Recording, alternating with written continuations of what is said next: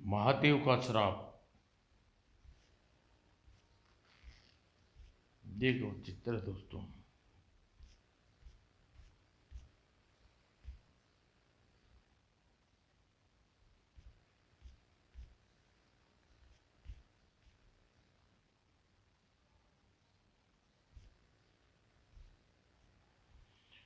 एक बार की बात है, जवार नगर के राजा रुद्रदेव आखिर करने मोती बन गए। वहां उसने बहुत से जंगली हिंसक जानवरों को अपने तीरों का शिकार बनाया।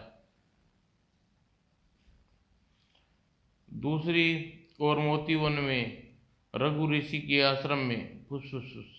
ओह, ये दोनों सर्प एक दूसरे को मौत के घाट उतारने पर उतारू हैं। कुछ ही देर बाद वही हुआ जो रघु ऋषि ने सोच रहे थे। दोनों सर्प एक दूसरे पर घातक वार करते करते घायल पड़कर तड़प रहे हैं, मर गए। यह बहुत बुरा हुआ। दोनों सर्पों की मृत्यु हमारे आश्रम में हुई है, इसलिए इनकी अकाल मृत्यु में थोड़ा बहुत पाप हमें भी लगा। अतः उसी पाप से मुक्त होने के लिए हमें समाधि लगाकर कुछ दिन भगवान का भजन में डूब जाना चाहिए। अगले ही पल समाधि में लीन हो गए रघु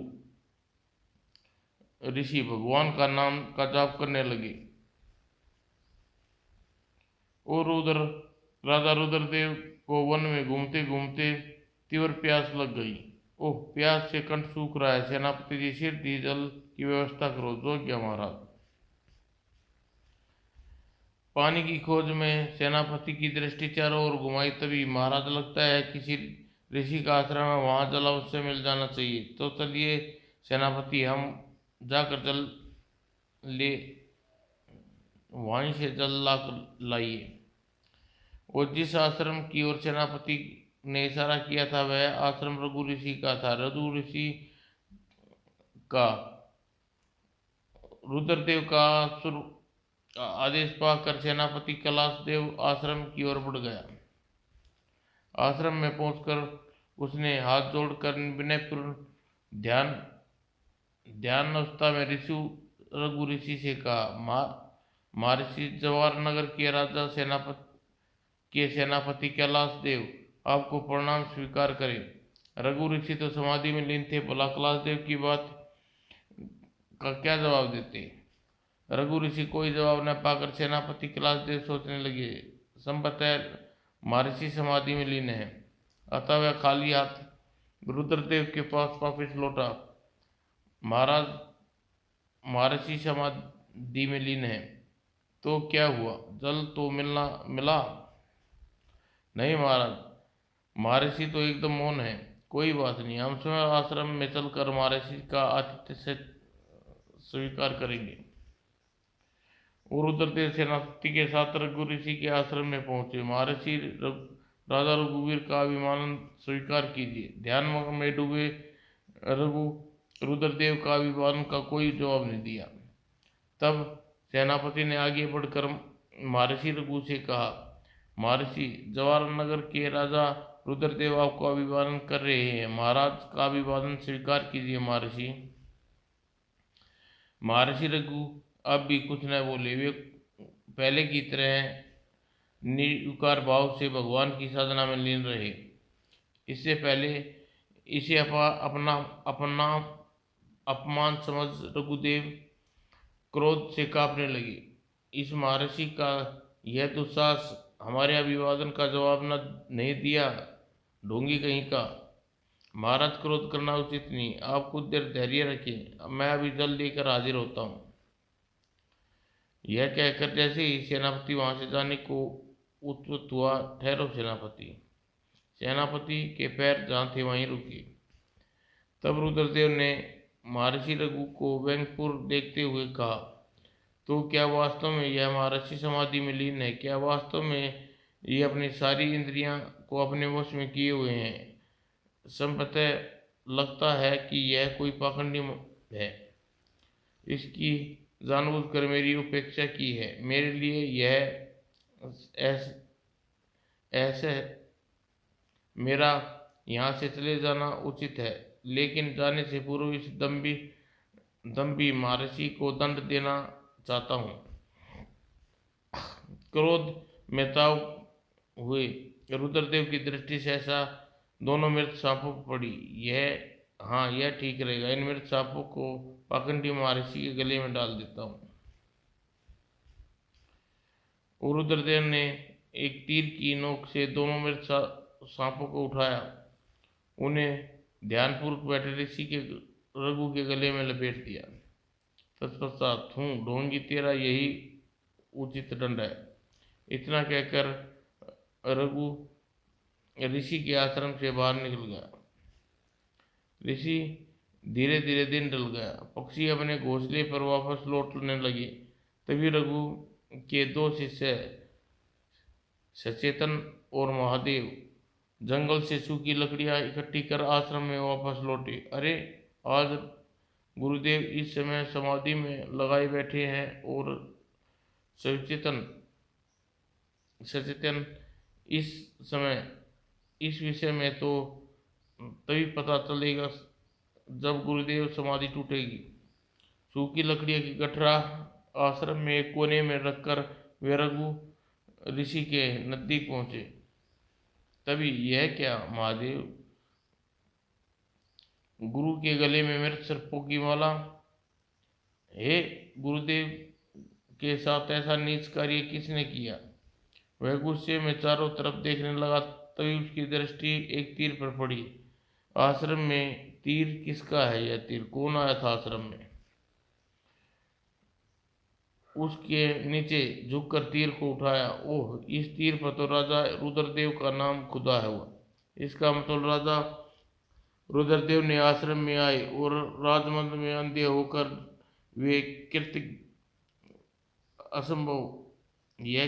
असंभव। जरूर राजा रुद्रदेव ने ही गुरुदेव के गले में मृत सर्प डाले होंगे। क्रोध में भरकर वह सचेतन से बोला, सचेतन, राजा रुद्रदेव ने गुरुदेव के गले में मृत सर्प डाले हैं। रुद्रदेव को इस कृतज्ञ का दंड मिलना चाहिए। महादेव, रुद्रदेव तो राजा है, उसे भला कौन दंड दे सकता है? सचेतन, मैं उसे दंड दूंगा। मैं उसे गुरुदेव का अपमान का बदला लूंगा। इतना कहकर महर्षि रघु ने पास रखे कमंडल से जल लिया और उसे जल को आचमन कर श्राप देने की मुद्रा में अपना हाथ उठाया। अभिमानी रुद्रदेव, मेरे गुरुदेव का अपमान करने की मर्यादा उल्लंघन किया। मेरा श्राप है कि तुझे तक्षक नाग डसे। यह कहते ही क्रोध से उसका मुंह लाल हो गया और आवेश में कांपने लगा। यह वह क्षण था जब महर्षि रघु ने अपनी समाधि तोड़ी। अरे वत्स महादेव, तुम उत्तेजित क्यों हो रहे हो? इस उत्तेजना का कोई विशेष कारण? हाँ गुरुदेव, आप कृपा अपने गले की ओर देखिए। महर्षि रघु ने तुरंत अपने गले में दृष्टि झुकाई। ये मरे हुए सांप में गले में कहाँ से आए? गुरुदेव, प्रतीत होता है कि यह जब आप समाधि में यहाँ राजा रुद्रदेव आए, आपका अपना स्वागत होता न देख पाकर मदनाथ दात ही उन्होंने ऐसा किया होगा। गुरुदेव, इतना बड़ा दुस्साहस था कि राजा ने बंधु महादेव ने उसे उचित दंड दिया। महर्षि चौंके। दंड? कैसा दंड? तुम लोगों ने उसका अपमान तो नहीं किया? नहीं गुरुदेव, मैं महर्षि को तो यहाँ उस समय थे ही नहीं। उसे जब महादेव ने अपने गले में पड़े मृत सर्प देखे तो इसे सहन नहीं हुआ। इसने राजा रुद्रदेव को श्राप दिया कि उसे तक्षक नाग डसेगा। ओह क्या महादेव, यह तुमने क्या किया? इस छोटी सी भूल का राजा रुद्रदेव पर इतना बड़ा दंड दिया। बुराई का बदला बुराई नहीं भलाई होता है महादेव, तुमने घोर अनर्थ हुआ। महर्षि रघु पश्चाताप से भर उठे। गुरुदेव, मुझे क्षमा कर दीजिए। क्रोध में आकर मैं बुरे भले बुरे का ज्ञान भूल बैठा था, जिससे वशुभूत होकर मैंने राजा रुद्रदेव को श्राप दे बैठा, कहकर महादेव रघु के चरणों में गिर पड़ा। तब महर्षि रघु उसको उठाते हुए बोले, महादेव, क्रोध का नाश की जड़ है। तुम जितना क्रोध करोगे, क्रोध उतनी हानि पहुंचाएगा। वो कैसे गुरुदेव? तुम दोनों की जिज्ञासा शांत करने के लिए तुम्हें एक कहानी सुनाता हूँ। सुनाइए गुरुदेव। सुनो, भक्षक नाम का एक ऋषि गंगा किनारे अपना आश्रम था। कैलाश और जयेश नाम के दो उसके शिष्य थे। उसके आश्रम में रहते थे। दोनों शिष्य काफी बलिष्ठ थे। एक बार भद्र ऋषि अपने दोनों शिष्यों के साथ किसी यज्ञ में शामिल होने के लिए एक वन में से होकर गुजर रहे थे। चलते चलते रास्ते में भूल गए कि श्याम गिराई फिर रात के अंधकार में फैल गया। इस समय तक आगे जाना संभव रहा, न पीछे लौटना। तब तीनों ने एक सघन वृक्ष के नीचे रात्रि व्यतीत करने का निश्चित किया। कुछ देर इधर उधर घूमकर कुशाल और जयेश कुछ फल तोड़ लाए। उन्हें खाकर रात बिताने की सोची। तीनों पैर यात्री सोकर ही व्यतीत करनी थी, इसलिए घोर वन में निश्चित होकर सोना ही बुद्धिमानी नहीं था। अतः भद्रक ऋषि ने कैलाश और जयेश से कहा, तुम दोनों बारी बारी एक एक पैर जागो, तीसरे पैर में उठ जाऊंगा। जो आज्ञा गुरुदेव। पहले पैर कैलाश और भद्रक ऋषि सो गए। जयेश जाग कर पहरा देने लगा। जयेश को पहरा देते अभी कुछ ही समय बीता था कि वहां एक विकराल दैत्य प्रकट हुआ, जिसे देखकर पहले जयेश घबराया, फिर जल्दी ही संभल कर बोला, कौन हो तुम? मैं महाकाल दैत्य हूँ। इस वन में मेरा राज है। जैसे इस समय मुझे बहुत भूख लगी है। ये दोनों पेड़ के नीचे सोए हुए हैं, इन्हें खा लेने दो, मैं तुम्हें छोड़ दूंगा। क्या बक रहे हो तुम? अपने गुरु और गुरु भाई को तुम्हारे ग्रास बनने दूं? नहीं, कभी नहीं। ओह, तू मेरा मुकाबला करेगा? हाँ, मैं तुझे पछाड़ दूंगा। ठहर, अभी तुझे मजा चखाता हूँ, कहकर महाकाल दौड़कर जयेश से भिड़ गया। तब जयेश ने पूरा जोर लगाकर महाकाल से लड़ने लगा। पहले अपनी बलिष्ठ शरीर से बहुत गर्व था। प्रारंभ में तो जयेश महाकाल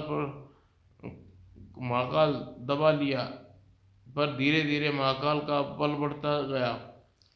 अद्भुत बात यह थी कि जयेश को जितना क्रोध आता, महाकाल का आकार और बल उतना ही बढ़ जाता। महाकाल ने जयेश को बार बार पटका, जिससे जयेश घायल हो गया। तब महाकाल दैत्य ने जयेश को पुनः कहा, मुझे अपने गुरु और गुरु भाई में से एक को खा लेने दो। चलो, मैं तुम्हारे गुरु को छोड़ दूंगा। कैलाश को खा लेने दो, भला तुम्हारा क्या हानि है? नहीं, जयेश ने पूरा जोर लगाकर चिल्लाया, और अगले ही पल लेकिन महाकाल क्रोधित होने की बजाय खिलखिलाकर हंस पड़ा। अरे कैसा मूर्ख है ये! घूसा लगने पर क्रोध होने की स्थान पर उल्टा खिलखिलाकर हंस रहा है। जयेश बहुत थक गया, लेकिन एक पैर से पूरा होने तक वह महाकाल से लड़ता रहा। पैर पूरा होते ही महाकाल अदृश्य हो गया। अब पीड़ा से कराते जयेश कैलाश को जगाया। कैलाश, उठो। कैलाश ने आंखें खोलकर जैसे ही उसकी ओर देखा, अरे जयेश, क्या तुम्हारी यह दशा किसने की? कैलाश, इस समय तो मेरी दशा ठीक नहीं, तुम्हें आराम से सो जाने दो, सुबह होने पर मैं सब कुछ बता दूंगा। ठीक है, सो जाओ, मैं जाग कर पहरा दूंगा। पीड़ा से कराता हुआ जयेश जब कुछ देर बाद सो गया तो कैलाश चारों ओर घूम कर पहरा देने लगा। कुछ क्षण बाद महाकाल फिर प्रकट हुआ। मुझे बहुत भूख लगी है, इन दोनों में से को खाऊंगा। कैलाश ने क्रोध से उसकी ओर देखा। यह देख महाकाल ने उससे कहा, कुछ देर पहले जब तुम्हारा मित्र जागा हुआ था और तुम सो रहे थे तो तुम्हारे उस मित्र ने तुम्हें खा जाने को कहा था। तुम मेरे मित्र पर आरोप लगा रहे हो जयेश, ऐसा कभी नहीं हो सकता। तब महाकाल कैलाश की तरफ उछला। यह देख कैलाश को बहुत क्रोध आया और वह भी क्रोधित वो महाकाल से भिड़ गया। महाकाल बहुत बलशाली था। कैलाश के साथ साथ वह भी मल्ल युद्ध कर रहा था। कैलाश अपने कम बलशाली नहीं था। दोनों बढ़ बढ़कर एक दूसरे पर वार कर रहे थे।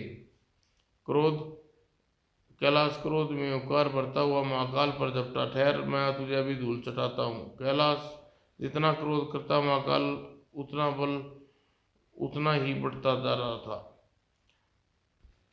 पैर बीतने पर कैलाश थक कर चूर हो गया। अचानक घोर गर्जनाश के साथ महाकाल अदृश्य हो गया। अरे दैत्य कहाँ चला गया? तभी भद्रक ऋषि उठ गए। कैलाश बेटे, तुम्हारा सोने का समय हो गया है, आओ सो जाओ, जब तक मैं जाग कर पहरा दूंगा। जो आज्ञा गुरुदेव। कैलाश जयेश की बगल में पड़कर सो गया। भद्रक ऋषि पहरा देने लगे। तभी महाकाल प्रकट हुआ। वह हंसकर भद्रक ऋषि से बोला, मुझे बहुत तेज भूख लगी है, चलो तुम चाहो तो मैं तुम्हारे दोनों शिष्यों के बदले तुम्हें मोक्ष दिला सकता हूँ। महाकाल की बात सुनकर भद्रक ऋषि मुस्कुराए। मित्र राक्षस, तुम्हें देखकर मुझे मोक्ष मिल गया, वरना मैं तो पूरे अकेलेपन के बंधन में बंधा रहा। तुम अच्छे आए, बाकी रात हम बोलते बतलाते आराम से कट जाएगी। यहाँ तुम्हारे दिल बहलाने नहीं आया। गुस्से में दांत पीसता महाकाल भद्रक ऋषि को घूसे थप्पड़ मारना शुरू कर दिए। महाकाल के घूसे थप्पड़ खाकर भद्रक ऋषि हंस पड़े। तुम अच्छे वीर हो मित्र राक्षस, शक्तिशाली भी हो, तुम में उत्साह भी कमी नहीं है। भद्रक ऋषि के इस कथन का परिणाम यह हुआ, महाकाल का आकार 100 घटने लगा, लेकिन फिर भी वह मार मार कर भद्रक ऋषि का थप्पड़ घूसों से पीट रहा था। राक्षस भाई, तुम क्रोध में बहुत अच्छे लगते हो। भद्रक ऋषि उसे रोकने की बजाय बार बार हंसी की बात कह देता। भद्रक ऋषि की प्रत्येक हंसी की बात के साथ राक्षस का आकार व बल घटता गया। अतः वह खिलखिलाकर महाकाल को वहां से चलने लगा तो, अरे मित्र कहाँ चल गए? भद्रक ऋषि के हंसने के साथ ही महाकाल छोटे कीड़े के रूप में बदल गया। भद्रक ऋषि ने उस कीड़े को उठाया और अपने वस्त्र के छोर पर बांध लिया। प्रातः काल भद्रक ऋषि जब दोनों शिष्यों उठ गए तो जयेश घटना व मुंह सूजा हुआ था। कैलाश थकन के मारे बुरा हाल था। तुम दोनों का यह हाल कैसे हुआ? गुरुदेव, रात को एक राक्षस मिला था, उसी ने हमारा यह हाल हुआ है। गुरुदेव, क्या वह राक्षस आपको नहीं मिला? वह तो बहुत ही भयंकर व बलशाली था। शिष्यों की बात सुनकर भद्रक ऋषि मुस्कुराए और वस्त्र में बंधे कीड़े को खोलकर शिष्यों के सामने रख दिया। यही है वह राक्षस जिसे रात को तुमसे भेंट हुई थी। ये तो छोटा सा कीड़ा है गुरुदेव, तुम दोनों ने इसे पहचाना नहीं? नहीं गुरुदेव, देखो यह क्रोध का कीड़ा है। आप जितना क्रोध करेंगे यह कीड़ा उतना ही हानि पहुंचाएगा। यदि इसे जीत लिया जाए तो इसका बल विस्तार खत्म हो जाता है। इतनी कहानी सुनने के पश्चात रघु और महादेव सचेतन से बोले, शिष्य, अगर जवेश और कैलेश क्रोध रूपी कीड़े राक्षस पर क्रोध न करते तो उसकी वह गत न बनती। क्रोध रूपी राक्षस के सम्मुख भद्रक ऋषि ने क्रोध करने की अपेक्षा हंसते मुस्कुराते ही रहे, जिसके परिणाम स्वरूप वह क्रोध रूपी कीड़ा छोटा होकर कीड़े के रूप में परिवर्तन हो गया। गुरुदेव, इतना ही शिक्षाप्रद कहानी सुनने के पश्चात हमारी आंखें खुल गई। हम कभी क्रोध नहीं करेंगे। महर्षि रघु ने महादेव से कहा, महादेव, अब मैं तुम्हें एक ऐसी बात बताने वाला हूँ, तुम्हारे लिए अच्छी भी है और बुरी भी। महादेव आश्चर्य से महर्षि से की ओर देखा। कौन सी खबर हो सकती है गुरुदेव, जो अच्छी होने के साथ बुरी भी हो? तो सुनो बस, तुम्हारे जवाहर नगर के राजा रुद्रदेव की मृत्यु का जो श्राप दिया है वह पूरा हो चुका है। जवाहर नगर में तक्षक नाग राजा रुद्रदेव को डस चुका है, जिसके फलस्वरूप रुद्रदेव की मृत्यु हो चुकी है। अब वह बुरी खबर यह है कि अच्छी बुरी खबर अब अच्छी खबर सुनो, राजा रुद्रदेव तुम्हारे पिता है। गुरुदेव, महर्षि ने अपचार महर्षि रघु की तरफ देखा।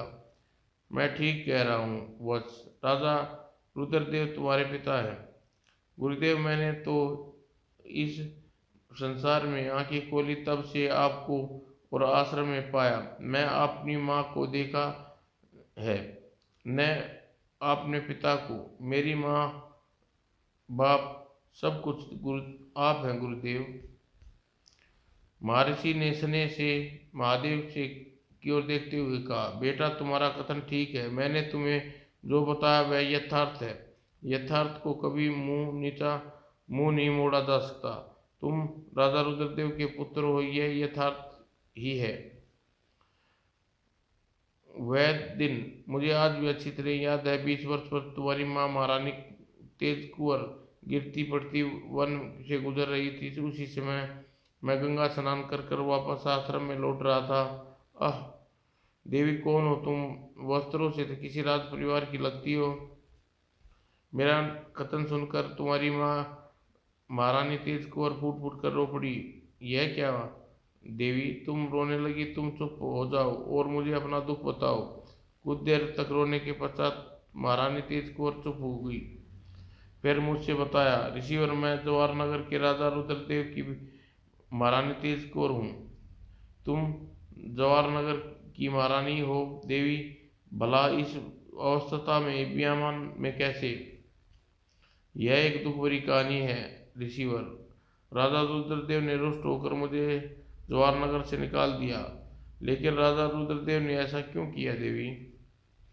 तो महारानी तेज कौर ने एक गहरा और निश्वास लिया।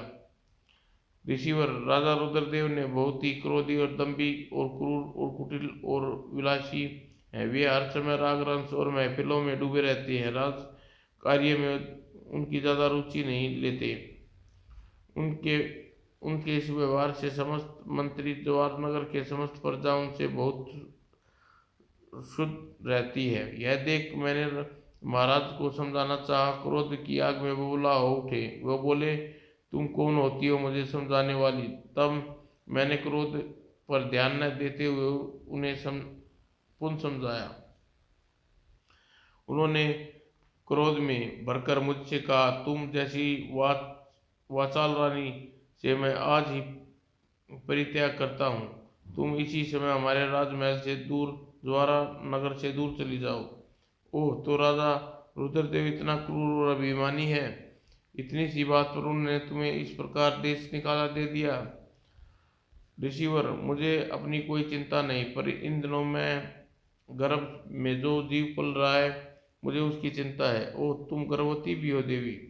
हाँ ऋषिवर, पति द्वारा मेरा त्याग दी गई, अतः सोचती हूँ जाऊँ तो कहाँ जाऊँ। दीन हालत में अपने पिता के पास भी नहीं जा सकती। सुनकर मैं चौंक पड़ा। कुछ सोचकर मैंने रानी से कहा, देवी आओ, तुम मेरे आश्रम में चलो। आज से तुम धर्मपिता हूँ और तुम मेरी पुत्री बेटी। ऋषिवर, मुझे पिता कहो बेटी। पिताजी। महारानी दौड़कर मेरी छाती से लग गई और आंखों से टप टप आंसू गिरने लगे।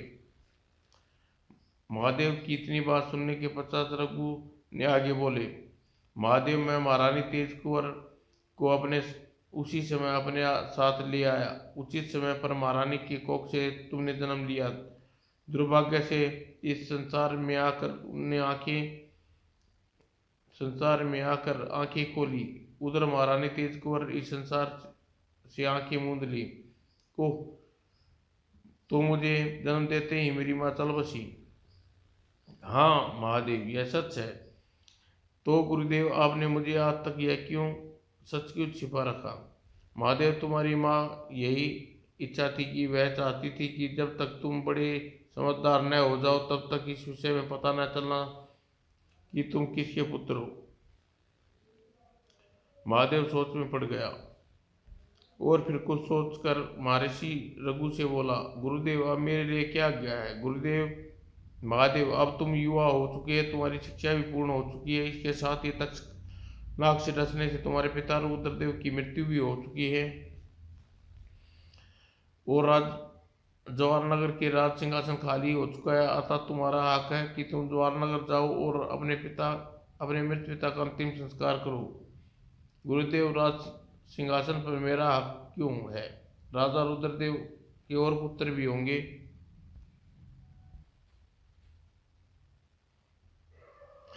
ऐसा नहीं है महादेव। जब तुम्हारे पिता ने महारानी तेज कौर को बिना किसी बात के देश निकाला दिया तो फिर किसी भी राजा ने भूलकर अपनी पुत्री का विवाह रुद्रदेव के साथ नहीं किया, जिसे रुद्रदेव ऐजमा एकाकी जीवन बिताता रहा।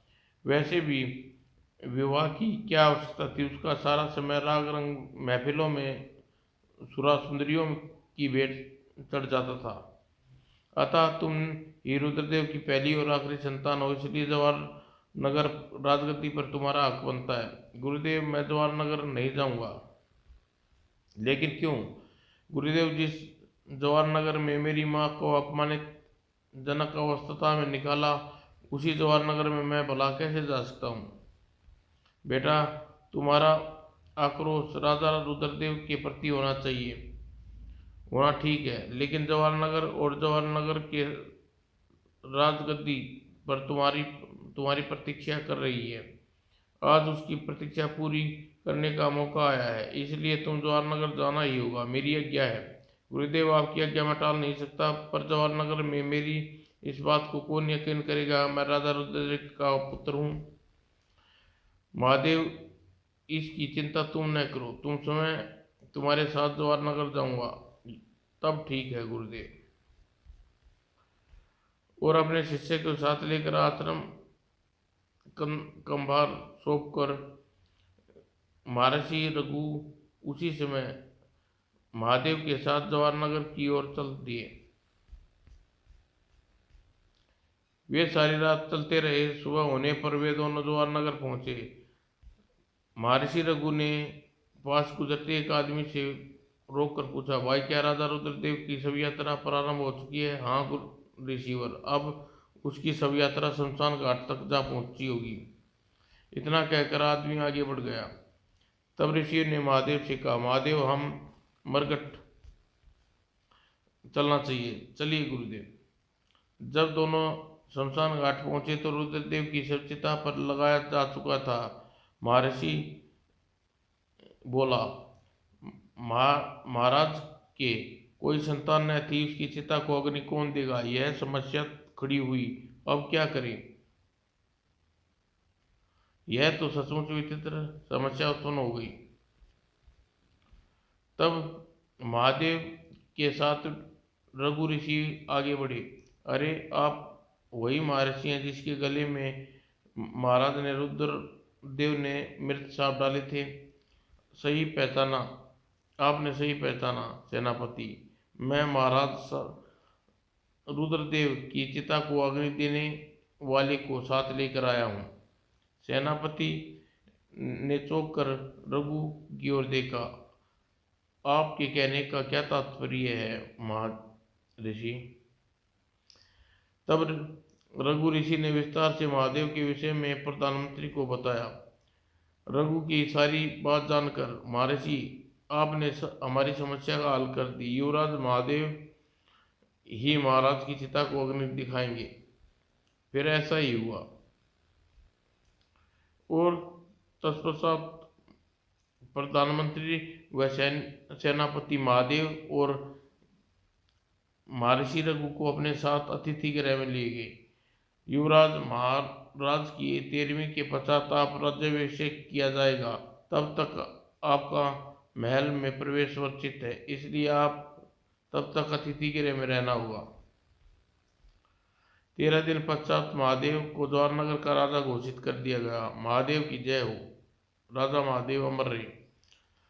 और महर्षि महादेव से बोले, महादेव अब मेरा कर्तव्य पूरा हो गया, मैं वापस आश्रम जाना चाहता हूँ। जैसी आपका इच्छा गुरुदेव, पर जाने से पहले आप गुरु दक्षिणा तो लेते जाइए। बताइए गुरु दक्षिणा के रूप में आपको भेंट क्या दूं? सुनकर महर्षि मुस्कुराए, वत्स मैं कोई उचित अवसर देखकर फिर कभी तुमसे गुरु दक्षिणा लूंगा। इस समय मुझे कुछ नहीं चाहिए, बस प्रभु तुम्हारा कल्याण करे। महादेव को ऐसा आशीर्वाद वह कुछ जरूरी शिक्षा दे रघु वापस अपने आश्रम लौट गए। समय गतिमान चक्र की गति से चलता रहा। राजा बन जाने से महादेव को गुरु की शिक्षा भूल गया। उसकी महत्वाकांक्षा पैर फैलाने लगी। वह राज्य का विस्तार के बारे में तथा राज्य विस्तार की लालसा उसे क्रूर और कुटिल बना दिया। पास राज्य हरिनगर पर आक्रमण करने मुझे हरिनगर को अपना कब्जा कर लेना चाहिए। और उसने सेना सहित हरिनगर पर आक्रमण कर दिया। हरिनगर में प्रवेश करते ही उसे बर्बर सैनिक ने लूट मार शुरू कर दी। पकड़ो बचाओ। यह समाचार जब महर्षि रघु ने सुना, लगता है महादेव की सत्ता का नशा चढ़ गया है। उसकी नशे में डूबकर अच्छे बुरे का ज्ञान भूल गया। उसको सही राह पर लाने के लिए मुझे उसके पास जाना होगा। और उसी समय हरिनगर की ओर चल पड़ी। हरिनगर पहुंचकर वे महादेव से मिले। गुरुदेव आप यहाँ? हाँ महादेव, मैं तुमसे कुछ कहने आया हूँ। आज्ञा कीजिए गुरुदेव। महादेव, यह सही है कि तुम शक्तिशाली राजा बन गए, परंतु तुम्हें यह याद रखना चाहिए, जब तुम्हारा जन्म हुआ तुम कोमल शरीर रूपी पौधे की लाड दुलार से सींच कर बड़ा किया। तुम इतने अनुदार न बनो जिससे समाज तुम्हारा सहारा मिला है उसी वीरान न करो। नीर मनुष्य को व्यर्थ में मौत की घाट न उतारो। गुरुदेव आप मेरे पूजनीय हैं, अतः मेरे निर्देश निवेदन करता हूँ कि आप इस मामले में न पड़े। महादेव की बात सुनकर महर्षि रघु मुस्कुराए। ठीक है महादेव, मुझे राजाओं के मामले में दखल देने की कोई अधिकार नहीं। मैं तुमसे गुरु दक्षिणा मांगने आया हूँ। तुम्हें ध्यान है ना, मेरी दक्षिणा शेष है। अच्छी तरह ध्यान है गुरुदेव। तो सुनो, मुझे गुरु दक्षिणा में तुम्हारी बर्बरता व गर्व चाहिए। अपनी सेना से कहो कि खून खराबा बंद कर दे, अपने राज्य वापस लौट जाए। गुरुदेव आपने यह क्या मांग लिया? अगले ही पल महादेव सोच में पड़ा। गुरुदेव ने तो मुझे बड़े धर्म संकट में डाल दिया। यदि गुरु आज्ञा नहीं मानता तो पाप लगता है, और आज्ञा मानने का अर्थ है अपनी लालसा अरमानों का खून। गुरुदेव मुझे कुछ क्षणों सोचने विचारने का मौका दीजिए। ठीक है, 2 घड़ी विचार करने में अपना निर्णय मुझे बताओ। महादेव थोड़ी देर के लिए मारकाट बंद करवा दी और ऐसा युक्ति सोचने लगा जिससे सांप भी मर जाए और लाठी भी न टूटे। और कुछ क्षणों में महादेव ने एक युक्ति सूझ गई। गुरुदेव आपकी आज्ञा सिर धरिए, किंतु मैं थोड़ा सा संशोधन करना चाहता हूँ। क्या संशोधन करना चाहते हैं महादेव? आइए शिविर से बाहर नदी के तट पर चलते हैं गुरुदेव, वहीं आपको बताऊंगा। चलो महादेव। दोनों शिविर से निकलकर नदी के तट पर आ गए। तट पर पहुंचकर महादेव ने महर्षि रघु से कहा, गुरुदेव आप इस नदी में स्नान कीजिए। जब तक आप सरोवर में डुबकी लगाकर नदी से बाहर नहीं निकलेंगे तब तक मेरे सैनिक बिल्कुल शांत रहेंगे। और जैसे ही आप नहाकर नदी से बाहर निकल आएंगे वैसे ही मेरे सैनिक पुनः युद्ध शुरू कर देंगे। महादेव की दुर्ता और चालाकी की शर्त सुनकर रघु मुस्कुराए। समय के साथ साथ महादेव बहुत मतलबी और क्रूर और सियाना हो गया है। मन ही मन कोई निर्णय लेते हुए वह महादेव से कहा, ठीक है महादेव, मुझे तुम्हारी शर्त स्वीकार है, मैं नदी में स्नान करने जा रहा हूँ। और इतना कहकर महादेव रघु नदी में उतर गए। वह कैसी अच्छी युक्ति रही। गुरुदेव अपनी गुरु दक्षिणा भी मिल गई और मेरी बात भी रह गई। कुछ देर बाद गुरुदेव स्नान करके नदी से निकलेंगे तो सैनिकों को पुनः युद्ध करने का आदेश दे दूंगा। और महर्षि रघु नदी में उतरते चले गए और गहरे और गहरे। अब वे पानी में गले तक डूब गया। उन्होंने पानी में डुबकी लगा दी। नदी के तट पर खड़ा महादेव व्यग्रता से नदी से निकलने की प्रतीक्षा करने लगा, किंतु मिनट घंटे बदले और घंटे पैरों में रघु नदी से सिर बाहर नहीं निकाला। गुरुदेव पानी के बाहर सिर क्यों नहीं निकाल रहे? महादेव चिंतित हो उठे। उसने आदेश पर 4 गोताखोर नदी में उतारे। कुछ क्षण बाद गोताखोर नदी से बाहर आए। महाराज, महर्षि रघु सशरीर सरोवर में पड़ी लोहे की जंजीर में बुरी तरह बांध लिया है क्या? हाँ महाराज, उन्होंने अपने प्राण फिर उड़ चुके हैं। ओह, गुरुदेव ने जानबूझकर अपने प्राण त्यागे हैं। शायद मेरा सोया विवेक जगाने के लिए उन्होंने ऐसा किया। और महर्षि रघु के बलिदान से महादेव ने अपनी गलती का एहसास हुआ और महर्षि रघु को सब नदी से बाहर निकालकर उसने अपना पूर्ण राजकीय सम्मान के साथ दाह संस्कार किया। तत्पश्चात युद्ध बंद कर सेना के साथ वापस अपने राज्य लौट गए और महादेव अपना स्वभाव बदल दिया और खुशहाल राज्य राज करने लगा। समाप्त दोस्तों।